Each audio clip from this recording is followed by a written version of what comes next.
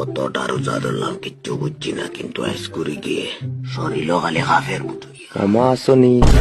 ও ভাই দেখো, অত গর্বর মাঝে কমল বেড়াইয়া বই থাকছন, কিতা হইছে মামা? মাতিস না বেটা, ভোতাওয়ালা ডিম খাইলিছিলাম 2টা। সারা দিন তাকে পেটর ভিতরে সিধা 3য় বিশ্বযুদ্ধ শুরু হয়েছে। নন স্টপ খালি দৌড় দৌড়ো, আস্তা আস্তা বোঝা যায় পেটর ভিতরে কি করতে কংকিত বাঙ্কিতরা। আরাম হয় নানি মামা? লড়াচড়া তোরা বন্ধ হয়েছে, হইলে শরীর তো কাঁপাইলা।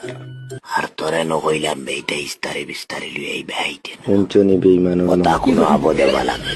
তোর ফুফু বুড়ো হইয়া আছে। আর তোরে কইতাম পাউরলিছি তুই নিমকি 3 কেজি আনবার খাম কিটা। নিমকি তোরা কমাইয়া তরমুজে গুলি আইতি। নিমকি সমানি লাগতো না, গাড়ি লিয়ে গিয়ে তোর মুজে গুলি গেম। আবার সাইজ তরমুজ আনাত গিয়া স্প্রাইটর বড় বড় বোতল লইয়া আইস না, আনলে ম্যাঙ্গো আনিলে। স্প্রাইট খাবা বালা নাই, তার একটা মিসাইল তাকে গুণ হইব।